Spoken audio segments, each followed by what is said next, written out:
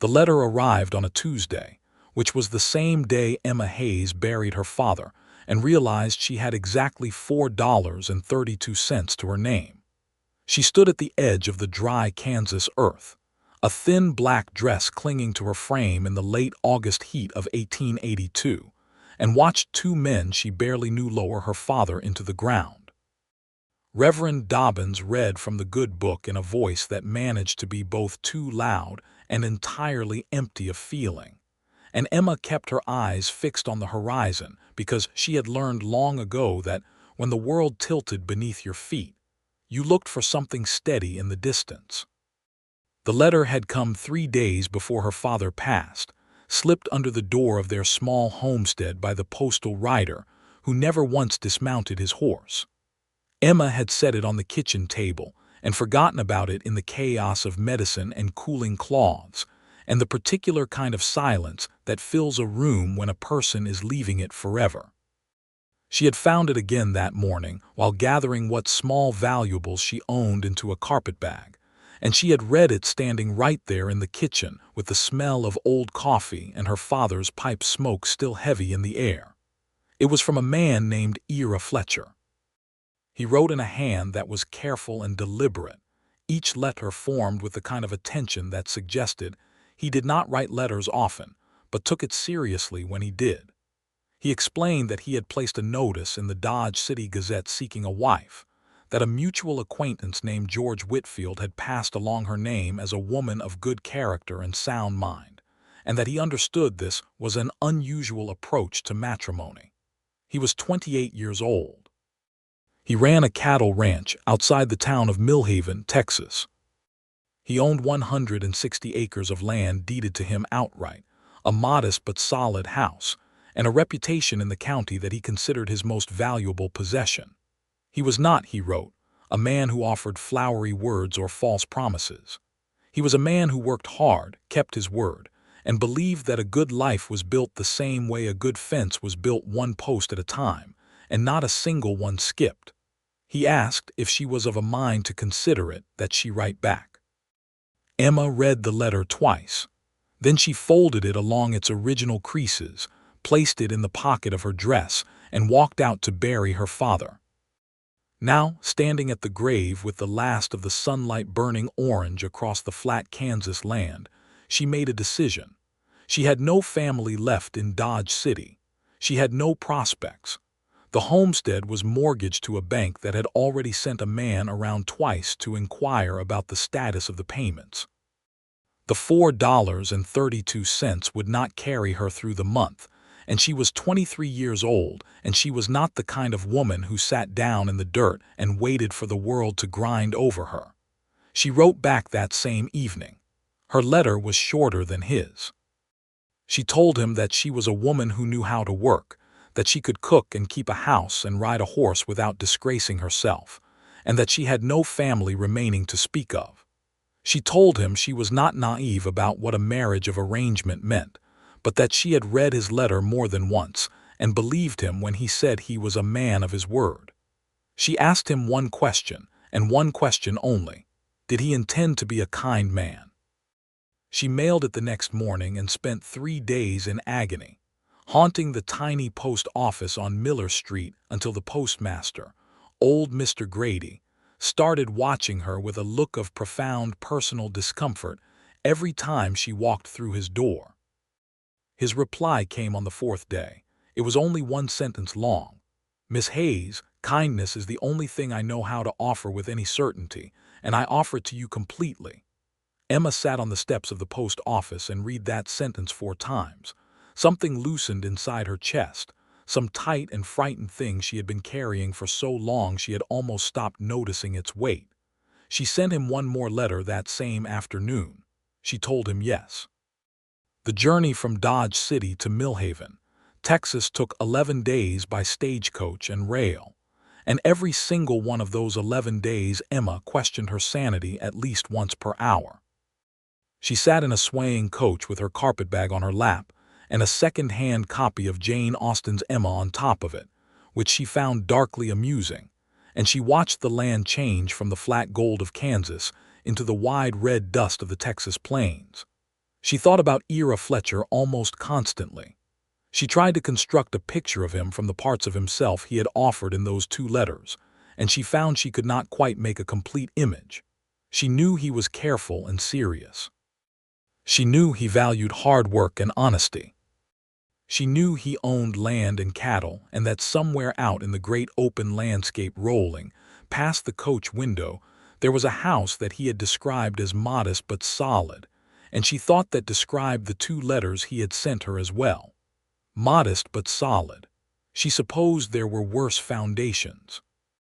She arrived in Millhaven on a Thursday afternoon in early September, stepping down from the stagecoach into a main street that was exactly what she had expected a small Texas cattle town to be in 1882. The buildings were mostly wood frame, sun-bleached to a pale gray. The street was unpaved and deeply rutted from wagon wheels. There was a general store, a saloon with a hand-painted sign, a blacksmith shop that was making a tremendous amount of noise, a small church at the far end of the street, and a jail that looked like it needed fresh paint. Horses were tied at various points along the hitching rails. Men moved about in the particular unhurried way of people who had learned that hurrying in the Texas heat was its own special form of punishment. She stood on the boardwalk with her carpetbag and looked up and down the street. She had no idea what Ira Fletcher looked like.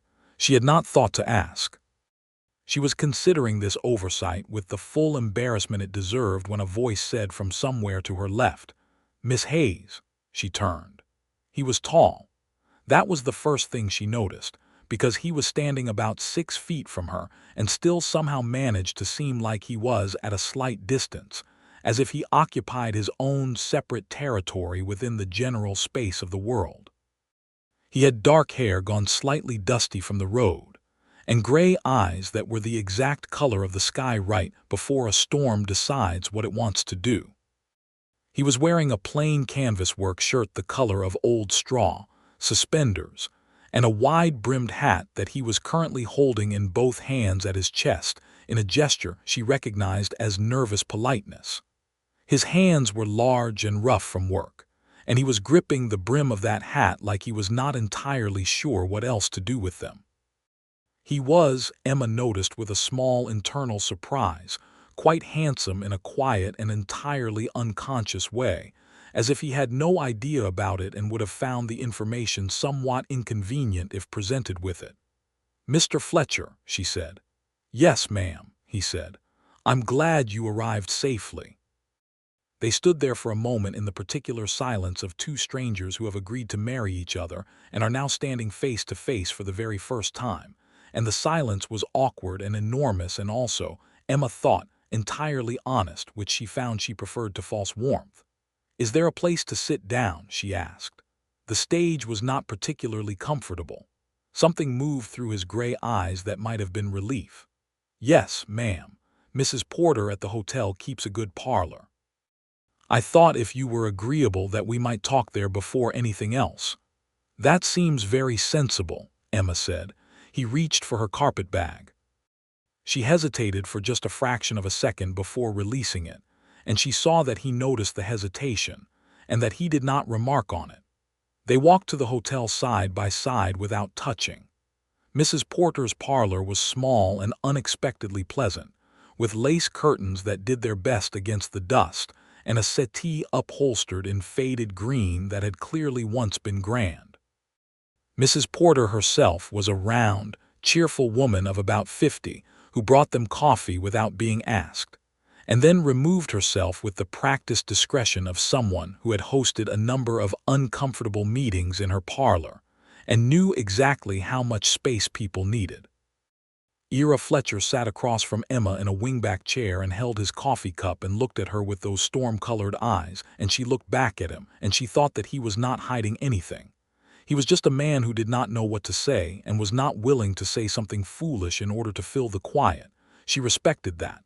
"I should tell you," she said, "that I have never done anything like this before."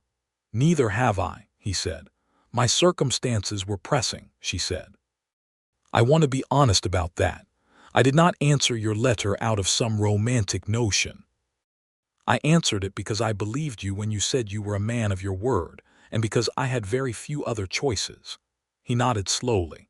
He did not seem offended. "I appreciate you saying so. I placed that notice because I've been on my own out there for 4 years since my mother passed, and I believed I was ready to build something with someone, but I didn't know how to go about meeting a woman in the conventional way. Ranching doesn't leave a man much time for social calls." "No," Emma agreed. "I imagine it doesn't." Another silence, but this one was slightly warmer than the first. "I want you to know," he said, "that the offer I made in my letter stands, every word of it. I am not a man who changes his position after he stated it. You will have your own room until you want otherwise. You will be treated with full respect. Whatever you need to feel comfortable, I will do my best to provide it." Emma looked at him very carefully. She had a good eye for people. Her father had taught her that, at least, before the drinking took most of what was useful about him. And what she saw in Ira Fletcher's face was a straightforwardness so complete it was almost startling. "Then I have one more question," she said. "Ask it. What do you want from this, Mr. Fletcher? Not what you're offering. What do you want?" He was quiet for a moment. He turned the coffee cup slowly in his hands. "A partner," he said finally. "Someone to share the work in the evenings and the worrying. Someone who's got a stake in things the same as I do. I don't have flowery expectations, Miss Hayes. I have real ones." Emma felt something settle inside her, quiet and decisive, like a key turning in a well-made lock. "All right," she said. "Then let's get married." They were married the following morning in Millhaven's small church, the Reverend Aldous Cole presiding, in a voice that was considerably more feeling than Reverend Dobbins had managed back in Dodge City. Emma wore her second-best dress, which was a deep blue that her father had once said made her eyes look like the inside of a well, which was, she had always thought, a very strange and very specific compliment. Ira wore a clean white shirt and his good hat, and appeared to have made an attempt at smoothing his hair that had met with only partial success. They stood before Reverend Cole with two witnesses, Mrs. Porter and a weathered ranch hand named Davis, who had been pressing his hat to his chest with both hands since the moment he walked in, clearly moved by the occasion, and Ira Fletcher placed a plain gold band on Emma Hayes's finger and she became Emma Fletcher, and at no point during the ceremony had they held hands. He had not touched her at all, in fact. Not once. Not her hand. Not her arm. Not so much as a brush of fingers when he had taken her carpetbag the day before. Emma found this both considerate and, she admitted to herself with some amusement, just slightly absurd. They rode out to the ranch in a wagon, Ira handling the reins with the easy confidence of a man who had done it 10,000 times, and Emma sat beside him with her carpetbag on her knee and watched the Texas countryside open up around her. It was vast in a way that Kansas was vast, but different, redder, rockier, with a quality of light she had never seen before, as if the sun here was a slightly more personal version of itself, closer and more interested in what was happening on the ground below it. "How far is the ranch?" she asked. "About 4 miles, he said. "We'll pass Miller's Creek on the way. It's the best water on this stretch of road." They rode in companionable quiet for a while, and Emma looked at the land and tried to feel what it would mean to live here, and found that she could not quite feel it yet, but that she was open to it. "Do you have any cattle right now?" she asked. 63 head, he said. "I had 90 last spring. Lost some to a drought and some to a deal that went bad." He paused. "I'll get back to 90. I'll get past it." "I don't doubt it," Emma said. And she did not doubt it, and she was mildly surprised to realize she didn't. The ranch came into view around a curve in the road, and Emma saw it clearly. A low, solid house of thick adobe and timber, a barn that was larger than the house and in better repair, a working corral with 3 horses moving lazy circles inside it, a vegetable garden along the south side of the house that was doing its dogged best against the August heat. A windmill stood at the far edge of the property, turning slow in the hot afternoon wind. It was not grand. It was not pretty in any particular way, but it had the quality of a thing that had been built by someone who intended for it to last. "It's solid," Emma said. She heard the slight shift in his breathing, the way a man breathes when something unexpected has pleased him. "Yes," he said, "I tried to build it that way." The first weeks were a careful, deliberate negotiation of two people learning to occupy the same space without disturbing each other too much. They were both, as it turned out, early risers. Emma discovered this on her first morning when she came into the kitchen at 5:30 expecting to have it to herself and found Ira already at the stove, wearing his work clothes and an expression of mild surprise at her presence. "I make coffee first," she said. "So do I," he said. They considered each other for a moment. "Then we make it together," Emma said, and moved to the stove. He stepped aside to give her room without being asked, and she noted this, and filed it away alongside other things she was noting about him, the way you carefully build a record of a new country. He was methodical and quiet. He rose before the sun and was outside within 20 minutes, moving through the work of the ranch with a focused efficiency that Emma found herself watching from the kitchen window more than she strictly needed to. He worked alone, mostly. He had one part-time hand, the same Davis who had witnessed the wedding, who came 3 days a week, and the work was considerable. Cattle, fence, feed, water, the perpetual maintenance of machinery and structure that a ranch required. He came in for the midday meal and for supper, and he was always clean for supper, having washed at the pump beside the barn, and he always said grace before eating, briefly and without performance. Emma, for her part, threw herself at the house with the energy of someone who had been waiting for something to do. She scrubbed and organized and repaired. She took over the garden and discovered, with some satisfaction, that it was genuinely good soil under the dry surface crust, and that with proper watering it would produce. She rode into Millhaven on the second Tuesday to introduce herself to the merchants, which she did with a directness that seemed to surprise them and please them at the same time. She and Ira spoke at every meal, and their conversations were careful at first, factual, practical. The state of the cattle, the condition of the well, whether the eastern fence needed new posts before winter. But there were edges of other things creeping in around the practical matters, small observations and opinions that grew gradually more personal as the days accumulated.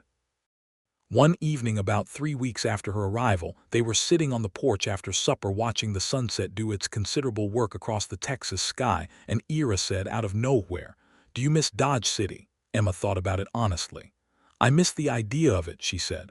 "I miss having a place where I knew all the streets, but no, I don't miss Dodge City itself. My father was Dodge City mostly, and he's gone." "Were you close to him?" "I was when I was younger. He changed after my mother died. Grief does that to some people, I think. It sort of hollows them out and then fills them back up with something else, and you hope it fills back up with something good, but sometimes it doesn't." She felt Ira looking at her in the sideways way he had when he was paying close attention. "My mother was the best person I ever knew," he said. "When she died, I just worked. I didn't have any other response to it. I built things, fixed things, bought this land." He paused. "I think I built the barn before I cried." Emma looked at the barn. "It was an excellent barn. That makes a certain kind of sense," she said. He turned to look at her then, full on, which he didn't do often, and she met his gaze and held it, and the sunset was going spectacular shades of copper and rose behind his shoulder, and she thought that she was starting to understand this man, that the outline of him was becoming clearer in her mind with every day, and that the outline was good.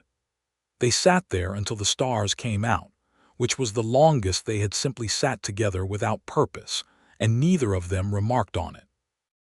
The understanding between them deepened through October and into November. Emma learned the rhythms of the ranch and inserted herself into them with increasing competence.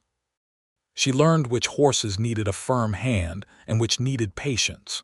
She learned that the eastern pasture held water longer than the western one after rain. She learned that Davis, who barely spoke, was a genuinely skilled horseman who had opinions about everything and expressed none of them out loud. Ira, for his part, was clearly watching her adapt with an attention he tried to make discreet, and which was not particularly discreet. He was a careful man, but not a subtle one, and she caught him watching her more than once with an expression. She was beginning to recognize a particular quality of gray-eyed focus that he wore when something was occupying his mind seriously.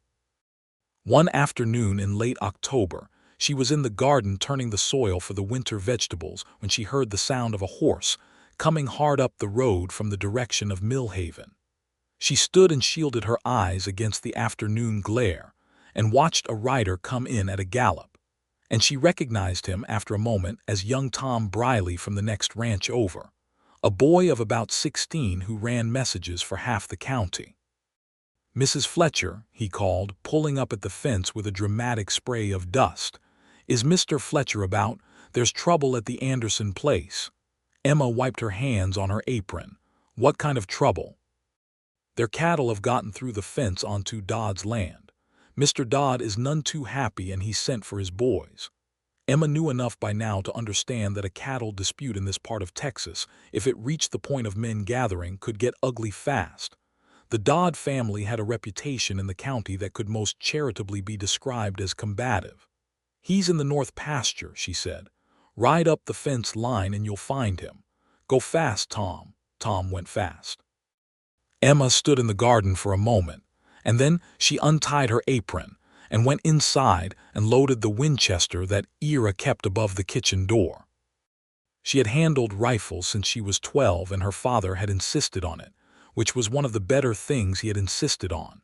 She was not going to ride out to someone else's trouble, but she was not going to be unprepared in her own yard while it was happening 2 miles away, either.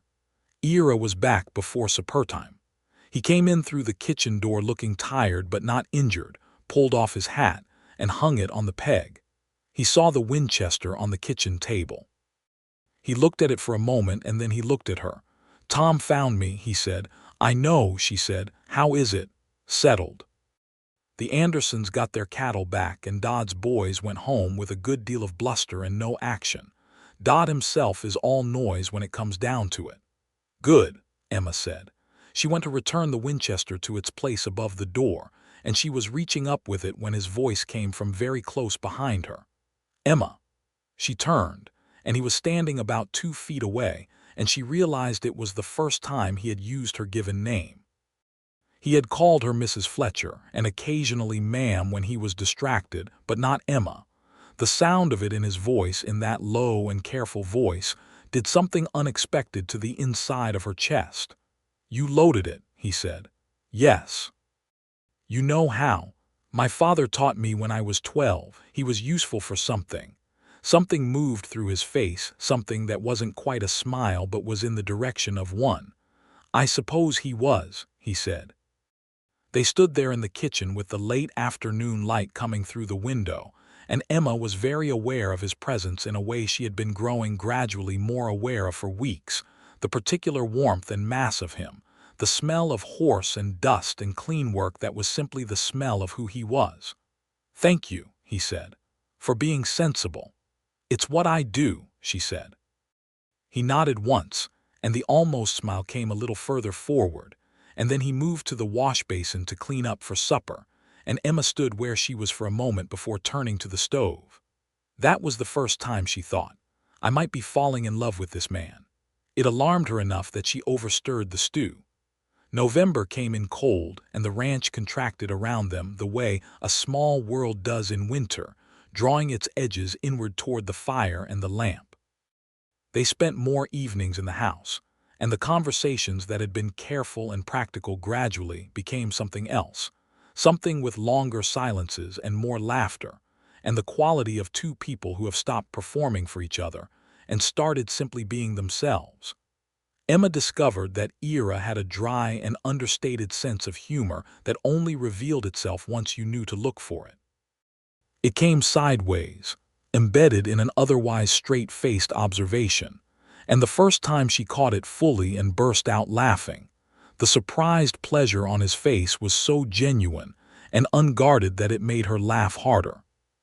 He discovered that she had strong opinions about nearly everything and expressed them with a directness he found deeply refreshing.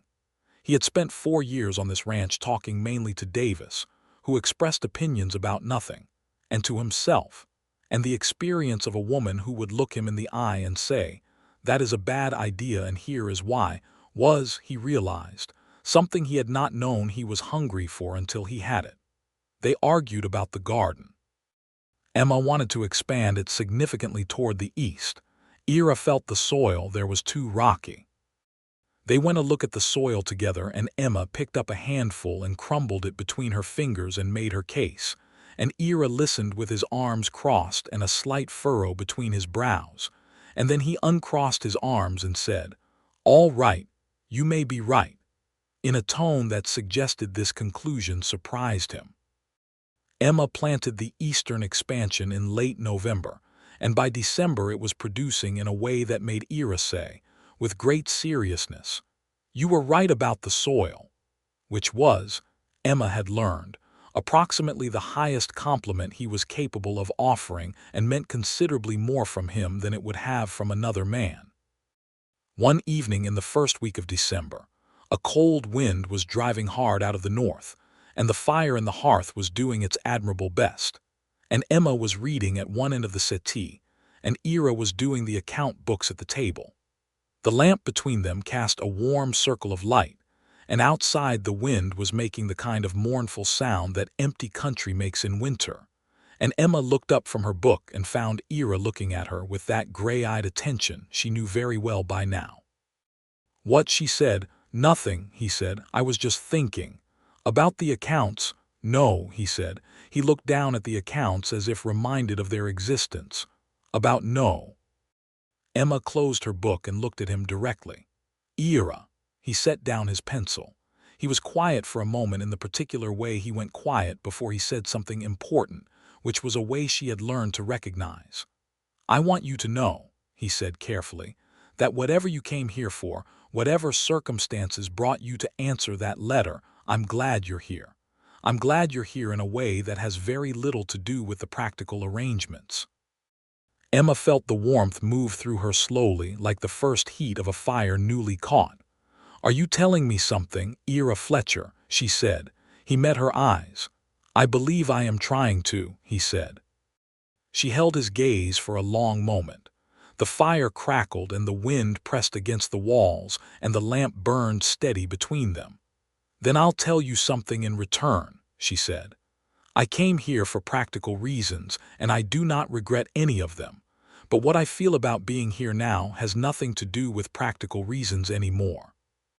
Something shifted in his face then, something that had been held very carefully in place for weeks, and it was not dramatic or sweeping. It was Ira Fletcher after all, and he did not do dramatic. But it was real, and it was unmistakable, and it was the look of a man who has been carrying something carefully for a long time and has just been told he can set it down. He stood up from the table and crossed to the settee and sat down beside her, not touching, just beside her, closer than he had ever sat before. "I should have said that sooner," he said. "You said it when it was ready to be said," Emma told him. "I prefer that." He reached out then slowly, deliberately, the way he did everything, and took her hand where it lay in her lap. He held it in both of his, those large rough hands that she had watched work this land every day for 3 months, and he held her hand like it was something he intended to take good care of. It was the first time they had touched. They had been married for 3 months. Emma looked down at their joined hands in the lamplight and felt something complete itself inside her, some circuit that had been patiently waiting for this connection. "About time," she said quietly. She felt the laughter move through him before she heard it, a low, surprised sound that was the fullest laugh she had ever gotten from him, and it was wonderful. They sat by the fire for a long time after that, and they really talked, the way they had not quite talked before, reaching back into the before times, telling each other things about their younger selves, about their parents and their hopes and their disappointments. And with every exchange Emma felt the solid fact of him settle more completely around her, not like a cage but like a shelter, the kind of shelter that was also freedom because it had been chosen. He told her about growing up on a small piece of land in East Texas with his mother and her brother, about how his uncle had taught him to work cattle, and how his mother had taught him to read, and how after her death he had come west with what money he had and staked his claim on this 160 acres because the land agent had called it difficult and promising, and he had thought those were the two best qualities anything could have. Emma laughed at that. "That's me," she said. "Difficult and promising." "Yes," he said, with complete sincerity. "That's exactly what I thought when I read your letter." She turned and looked at him, and he was looking back at her with those steady gray eyes. And the lamplight was warm, and the fire was doing its work, and the wind was keeping its distance. And Emma thought that this was what it felt like when a life that had been uncertain became certain. Not in a blaze, not in a sudden revelation, but just gradually and then completely. The way winter becomes spring on the Texas plains. You look up one day and the world has changed, and you realize it has been changing for weeks, moving toward this point all along. She leaned against his shoulder. He was very still for a moment, and then he turned his head and pressed a brief, deliberate kiss to the top of her hair. It was their first kiss, such as it was. Outside, the wind continued its business. Inside, everything was warm. Christmas at the ranch was quiet and practical and entirely lovely. Emma had written to a cousin in Kansas, her one remaining relation, a woman named Bess who she had always liked more than most, and had sent along a description of where she was and what her life was. And Bess had sent back a long letter full of warmth and a package containing a sprig of dried lavender, and a recipe for apple cake that Emma made on Christmas morning in the ranch kitchen, with the satisfaction of a woman who is exactly where she wants to be. Ira had ridden to Millhaven 3 days before Christmas and returned with packages he would not allow Emma to see, which she had pretended not to try to peek at, and which she definitely tried to peek at. And on Christmas morning he presented her with a good winter coat of dark wool that was exactly her size. He had clearly asked Mrs. Porter for the measurement, and a small journal with a leather cover, and a tin of the good coffee from the general store that he knew she preferred over the cheap variety. Emma gave him new work gloves, which she had asked Davis to secretly measure the size of a worn pair for, and a better compass than the cracked one she had found in his coat pocket, and a book she had ordered through the general store on modern ranching techniques, which made him sit down right there and start reading it. "You can do that later," Emma said. "Just this one page," he said. She sat beside him and read over his shoulder, and they spent the rest of the morning reading the ranching book together, which was not a conventional Christmas activity, but was deeply and perfectly them. Davis came for Christmas supper and brought a bottle of good whiskey and spoke more words over that one meal than Emma had heard from him in 4 months combined. He told them about growing up in Mississippi, and about a woman he had loved and lost to fever 20 years ago, and about how he had come to Texas, because the space of it suited the particular quality of his grief. Emma listened with full attention and poured him a second glass of whiskey and said, "I think she would be glad you found good land to work." And Davis looked at her with old eyes that had seen a great deal of the world and said, "I think so too, Mrs. Fletcher," in a voice that meant it entirely.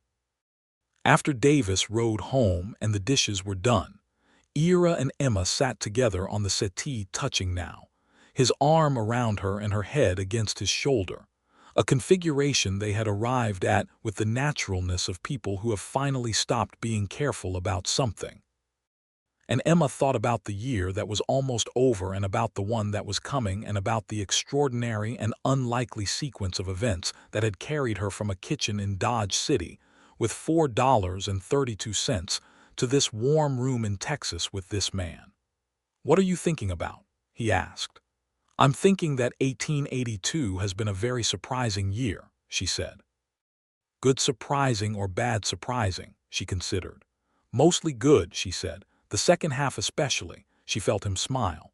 She knew what his smiles felt like now. She had learned all the variations, the dry one and the surprised one and the slow, certain one that was the rarest and the best. "Emma," he said in the voice he used when something was real and serious. "Yes, I love you." He said it the way he said everything that mattered, plainly, completely, without decoration. Emma closed her eyes. She had not known she was waiting for those words until they arrived, and when they did it was not like a surprise but like a recognition, like a word you have been trying to remember suddenly offered up by your own memory. "I love you too, Ira Fletcher," she said. "I have for some time." "I know," he said. "I thought so, but I wanted to say mine first." She lifted her head and looked at him and started to laugh. And he was smiling, the slow, certain one, the best one, and she leaned forward and kissed him, not on the top of the head but properly, the way people who love each other kiss. And he kissed her back with all the careful intensity of a man who means everything he does. And outside the Texas sky was full of cold and brilliant stars, and inside the fire burned warm, and this, Emma thought, was the life she was choosing. January and February were hard-working months, cold and demanding, and Emma and Ira worked them side by side with the partnership he had asked for and she had brought. The ranch improved under their combined attention in ways that were measurable. The cattle were healthier. The garden, dormant now but well prepared, would produce better in spring than it ever had before. Ira had hired Davis full-time, which he could now afford because Emma had reorganized the household accounts and found, with the particular pleasure she took in this kind of problem-solving, that they had been wasting money in 3 different places and had stopped. Davis full-time turned out to be worth twice what they were paying him. "He's extraordinary with horses," Emma told Ira one evening. "I know," Ira said. "I've been watching him for 2 years. Did you ever tell him so?" A pause. "No. Tell him," Emma said. Ira told Davis the next morning in that direct and unadorned way he had, that he was the best horseman Ira had ever worked alongside, and he was glad Davis had come to work on this ranch. Davis was quiet for a long moment, and then he said, "Thank you, Mr. Fletcher," and went back to work. But Emma, watching from the kitchen window, could see from the set of his shoulders that the words had gone into him and stayed. She loved Ira more for that, for the ease with which he had done it once the idea was presented. The spring came to the Texas plains in late March with a force and beauty that Emma had not anticipated. The land that had seemed so spare and demanding suddenly bloomed in ways that seemed almost impossible given what it had looked like 3 months before. Wildflowers spread across the pastures in colors that had no business being as vivid as they were. The creek that ran along the eastern edge of their property, which had been barely a trickle in winter, ran clear and quick and cold, and the cattle moved through the new grass with the particular contentment of animals whose entire world has improved simultaneously. Emma stood at the kitchen window one April morning and watched Ira ride along the fence line in the early light, his silhouette tall and familiar against the pale sky, and felt the full weight of what her life had become. A year ago she had been in Dodge City with a dying father and $4.32 and no clear path forward. Now she was standing in her own kitchen on her own land with a man she loved riding her fence line in the April light, and the vegetables in the eastern garden were 3 inches high and determined, and she realized, happy, not in a cautious or provisional way, happy in the full and uncomplicated sense of the word. It was a startling feeling. It was a wonderful feeling. She put on her coat and went outside. She walked out to the fence line where Ira was working, the horses of the surrounding land startling slightly at her approach, and when Ira saw her coming he stopped his horse and waited, and when she reached him she said, "Come down a minute." He swung down from the horse with the easy grace of a man who spent more of his life on horseback than off it, and he stood before her in the April morning with the new light in his eyes and the smell of horses and spring grass around him. "What is it?" he said. Emma took his face in her hands. She had never done that before. She felt him go very still. "I am the luckiest woman in the state of Texas," she said. He covered her hands with his own, those big work-rough hands. "Emma Hayes," he said, which was her maiden name, which he sometimes still used the way people use the old name of something they loved even after it changed. "Emma Fletcher," she corrected, which was the name he had given her before he had ever held her hand. "Emma Fletcher," he agreed, And the smile was there, the best one, the slow and certain one, and he bent his head and kissed her properly there in the April morning with the Texas plains opening wide around them, and the horses patient, and the wildflowers doing their impossible, extravagant work across the spring land. That summer, a drought came to their part of Blanco County. It was not the first drought Texas had seen, and it would not be the last, but it was a serious one, arriving in June and settling in for the long argument that droughts have with the land in that country. The creek dropped. The grass dried. The cattle began to look restless in the way that cattle look when their instincts, honed by generations of survival, are telling them that the current arrangement is insufficient. Emma and Ira moved through the drought together with the combined efficiency of people who have learned each other well.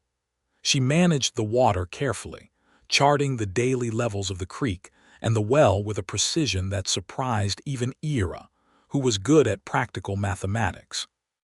He made the hard decisions about the cattle, which animals to move, which to sell before the prices dropped further, when to buy feed, and at what quantities.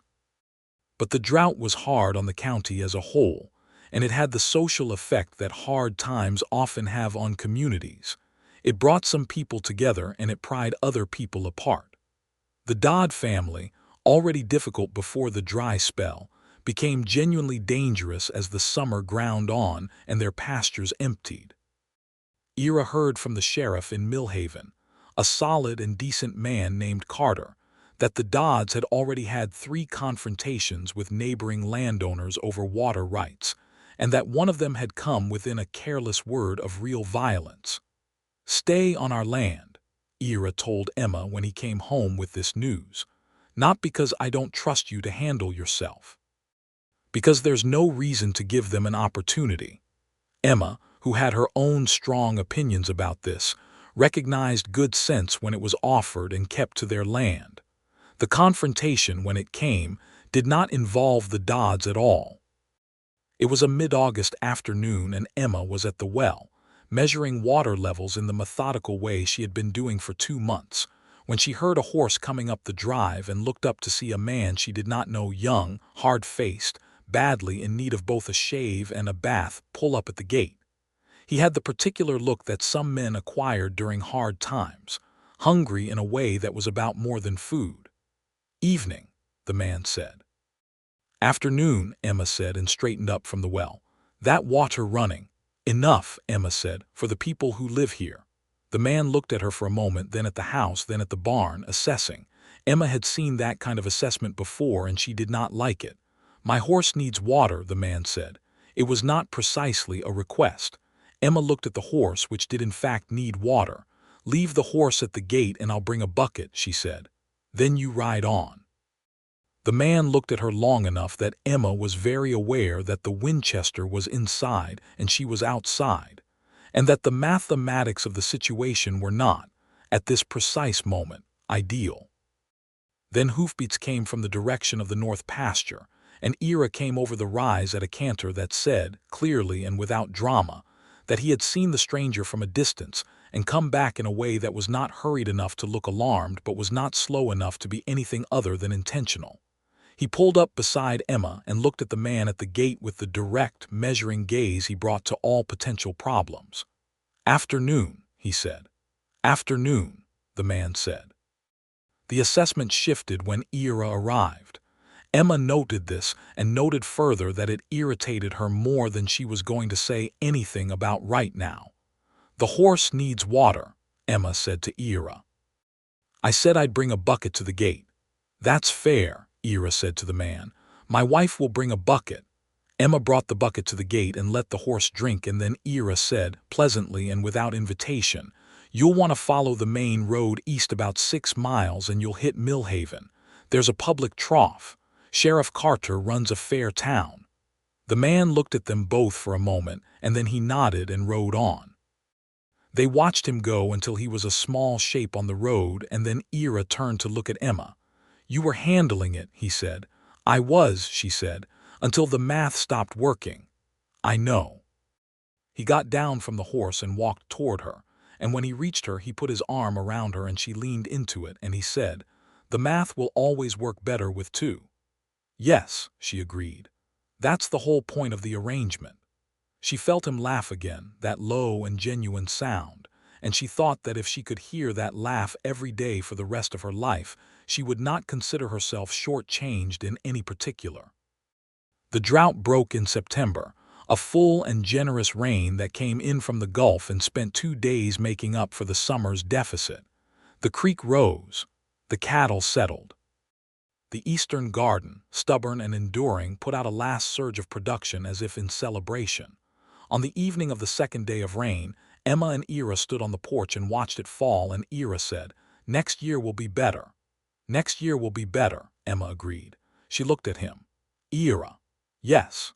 She had been carrying this particular piece of information for about 2 weeks, waiting for the right moment, and then she had decided that there was no right moment and she would simply say it. "We're going to have a baby," she said. The silence that followed was of a quality she had never heard from him before.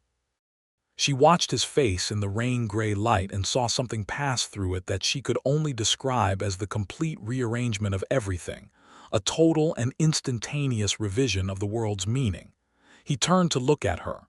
"Emma," he said, in the voice that was real and serious and meant. "Around March," she said, "I think." He reached out and took both her hands in both of his, and then he did something she had never seen him do. He pressed her hands to his chest, to where his heart was, and held them there, and he looked at her with those gray eyes that had every feeling he had ever felt moving through them at once, and he did not say anything for a long moment, and then he said, "Thank you." "You did half the work," Emma pointed out, and the laughter came out of him sudden and overwhelmed and joyful, and she joined it, and they laughed together in the falling rain on their porch on their land, and Emma felt the happiness she had recognized in April settle deeper into her, down to a level where it would live permanently. The autumn was a good one, abundant in a way that felt like recompense for the summer's harshness. They put up stores for winter with more thoroughness than before, both of them aware, without discussing it explicitly, that the coming spring would demand full strength. Davis took an interest in the pregnancy that expressed itself as intense silence and the sudden appearance of various useful things, a particularly good piece of firewood by the kitchen door every morning, the horses always watered without being asked, a length of soft rope left outside one day that Emma understood was for the new calf but whose timing she found both amusing and touching. She told Ira about the rope. He looked at it. "Davis has feelings," he said. "He's terrified of them," Emma agreed. "It's very endearing." Millhaven's community organized itself around Emma's pregnancy with the somewhat overwhelming thoroughness of a small town that did not have enough entertainment and was making the most of the available material. Mrs. Porter appeared at the ranch with a knitted blanket before Emma had even announced the news outside the immediate circle, which meant the town's information network operated faster than the postal service. The doctor, a competent man named Hargrove who had come to Texas from Philadelphia and adapted to it with varying degrees of success, visited the ranch and pronounced Emma healthy and the pregnancy proceeding well, and also spent 45 minutes talking to Ira about irrigation systems, which was not strictly within his medical remit but which Ira appreciated.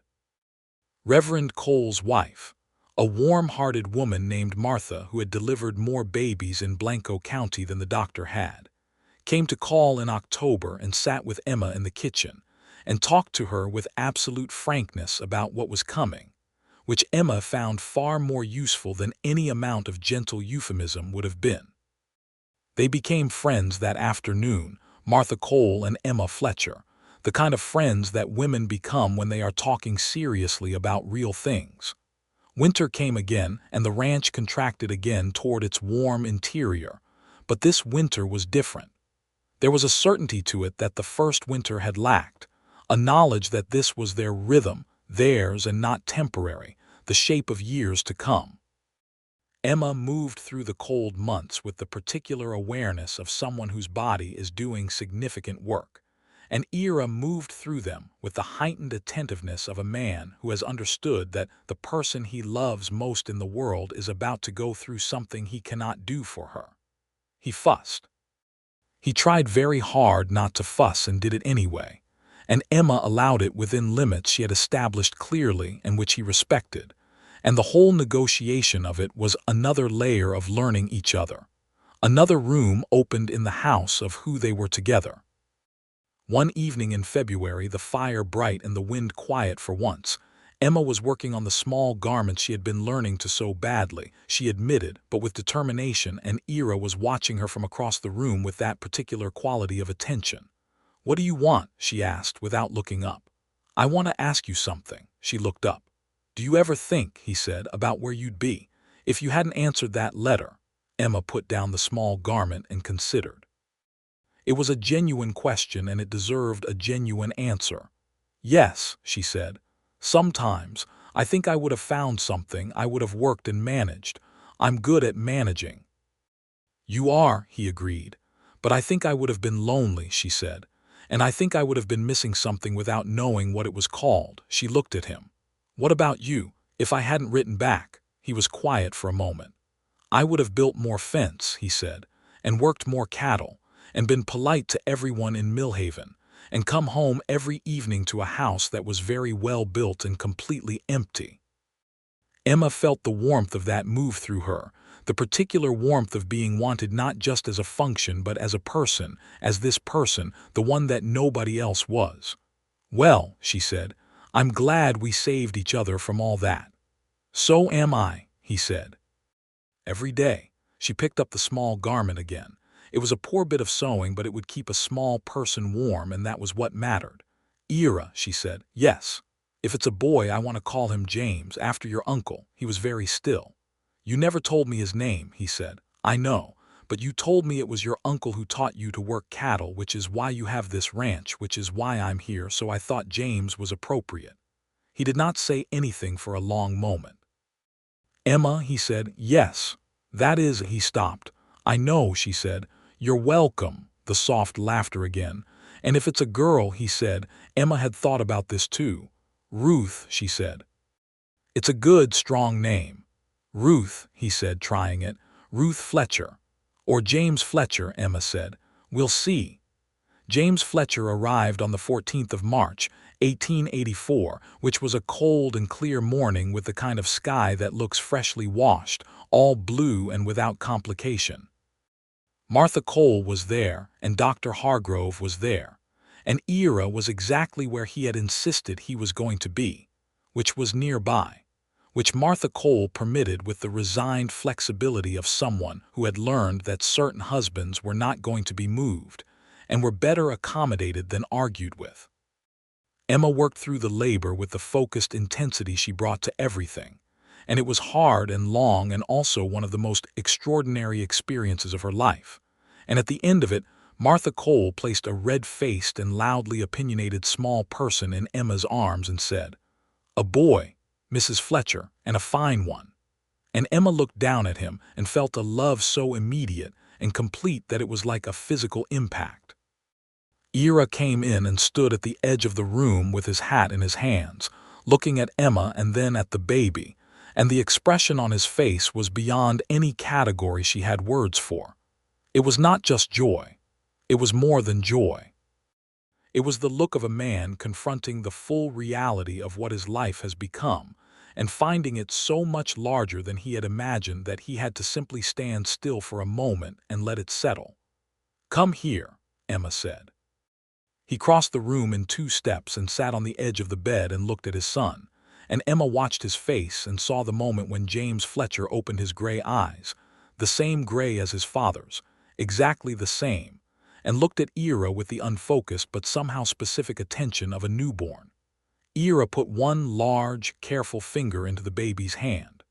James Fletcher, 3 minutes old, wrapped his tiny fist around it and held on. Ira's face did something complicated and complete, and Emma reached up with her free hand and touched his jaw. "James," he said. "James," Emma confirmed. "Hello, James," he said, in the quietest voice Emma had ever heard him use, and it went straight into the center of her and stayed there. The years that followed were full in every sense of that word. James grew from an opinionated infant into an opinionated child who had, to the equal delight and challenge of both his parents, inherited his mother's directness and his father's stubbornness, in a combination that made for a very interesting small person. He learned to ride before he learned to read, which Emma had opinions about, and which Ira defended on the grounds that a boy on this land needed to ride, and they compromised by conducting reading lessons on horseback, which was unconventional and entirely effective. The ranch grew. The 160 acres became 240 when the neighboring section came available in 1885, and Ira bought it with the careful savings of 3 years of good work. The cattle herd reached 120. Davis, whose official position was ranch hand but whose actual position was something more like the memory of the place, knowing every inch of the land and every habit of every animal, took on a young helper named Pedro Martinez from one of the Mexican families that had been working cattle in that part of Texas for 2 generations. Pedro was 16 and possessed of an endless and cheerful energy that exhausted Davis and delighted Emma, who taught him to read English in the evenings in exchange for his teaching her the proper Spanish words for everything on the ranch, which Ira found useful since more than half their business in Millhaven and the surrounding county involved Spanish-speaking neighbors. The town of Millhaven itself was changing in the way that small Texas towns were changing in the 1880s. The railroad was coming, everyone knew it, and the arguments about exactly which route it would take and whose land it would cross were the most sustained and passionate discussions the town had ever engaged in. Emma attended the town meetings on this subject with Ira, and sat in the back with Martha Cole, and sometimes found the proceedings so frustrating that she stood up and said something about it, which she had not particularly planned to do, and which Ira appeared to accept with the equanimity of a man who had long since stopped being surprised by his wife's willingness to say what needed saying. The railroad did come, in 1886, and it came on a route that did not cross Fletcher land but came within 2 miles of it, which was good news for the cattle operation and somewhat chaotic news for the rest of the county. The towns closest to the line grew fast and not always well. Millhaven, being slightly off the main route, grew slower and better, retaining the quality of a genuine community rather than becoming one of the rough railroad boom towns that sprang up and collapsed all along the Texas lines in that decade. A second child arrived in the spring of 1886, a girl this time, and they called her Ruth, and she was as different from James as the same 2 parents could possibly produce. Where James was loud and opinionated and rushing toward everything, Ruth was quiet and watchful and chose her words as carefully as her father did. She was also, from about the age of 1, absolutely unafraid of anything, which was not what Emma had expected from a quiet child, and which she found both alarming and admirable. Emma looked at her 2 children, James at 2 and Ruth as a newborn, and then James at 4 and Ruth at 2, and then the years moving faster as years do, James at 7 thundering around on a pony that was barely keeping up with him, Ruth at 5 reading quietly in the corner of the kitchen, and felt the full texture of the life she had built. It was not the life she would have predicted for herself in that kitchen in Dodge City. She would not have predicted Texas or cattle or this particular stretch of red dust land. She would not have predicted a man who had given her his name before he ever held her hand, who had offered kindness as his only certain asset and had delivered on that offer every single day. She would not have predicted the love that had grown between them, not in a dramatic sweep, but in a steady accumulation, like good soil that deepens year by year and supports more life with every season. In the summer of 1887, Ira and Emma sat on their porch one evening after the children were in bed, which was their custom, the same way it had been their custom in the first winter, the 2 of them and the Texas sky and the particular quiet of a ranch after dark. The windmill was turning in a soft evening wind. The cattle were still in the pasture. The stars were doing what stars do in Texas, which is everything. Emma leaned against him, her head on his shoulder. "Do you remember," she said, "what you wrote in your first letter, that you were not a man who offered flowery words? I remember. I've been thinking about that. And you were wrong," she said. "You offer flowery words constantly. You just do it in plain language." He turned to look at her, that questioning angle of his head that she knew like her own reflection. "Every time you've said something true," she said, "it has been the most beautiful thing anyone has ever said to me. The fact that it was plain doesn't make it less beautiful, it makes it more." He was quiet in the way that meant he was feeling something fully. "Emma," he said. "Yes. 5 years ago, I put a notice in a newspaper because I was lonely and didn't know any other way to fix it. And you answered it because you needed a direction and didn't have one." "Yes," she said. "And now I have this," he said, not gesturing at anything specific because he did not have to, "all of this." "So do I," she said. "I know," he said. "I've been aware every day that it goes both ways." She lifted her head and kissed him, which after 5 years of marriage she could do with exactly as much warmth and intention as the first time. And he kissed her back the same way. And the Texas night was full of stars, and the windmill was turning.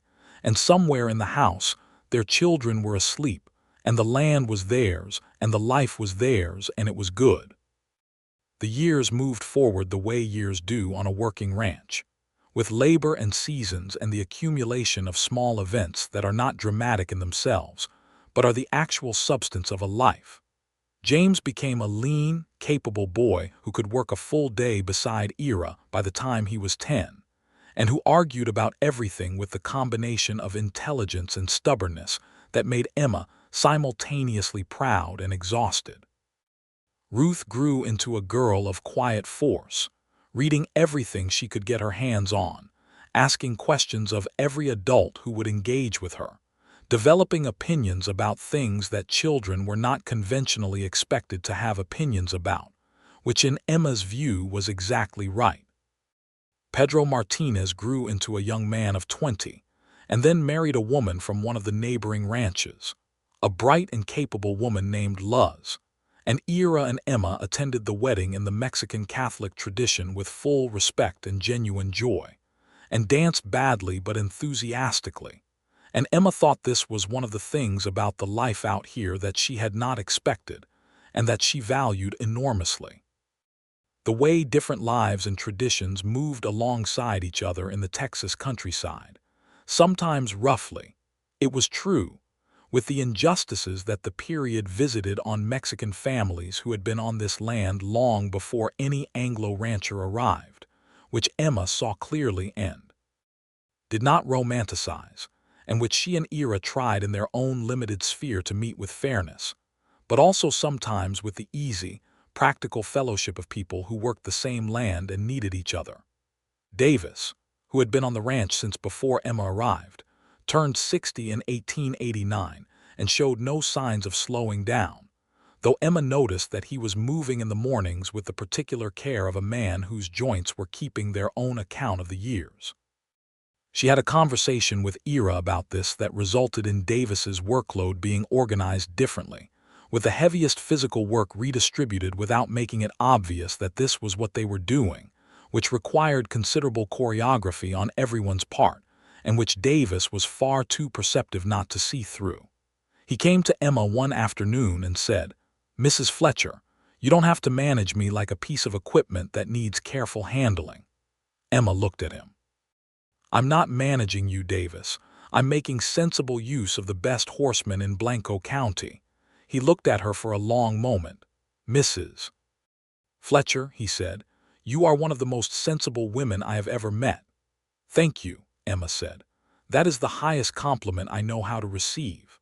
He smiled. Davis smiled rarely enough that when he did it was an event, and went back to work. In 1890, Emma sat down one Sunday afternoon and wrote a long letter to her cousin Bess in Kansas, the first truly long letter she had written in years.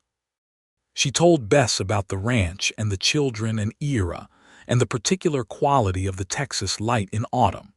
She told her about Martha Cole and Mrs. Porter and Pedro and Luz, who had a baby of their own now, and about Davis and his horses and his particular brand of devoted reticence. She told her about the Eastern Garden, which had by now expanded far beyond the original ambitious plan and was producing abundantly every year.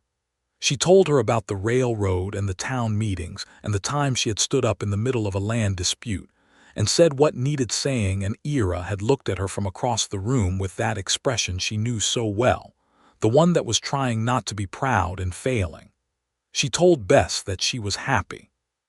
She wrote that sentence, and then she looked at it for a moment.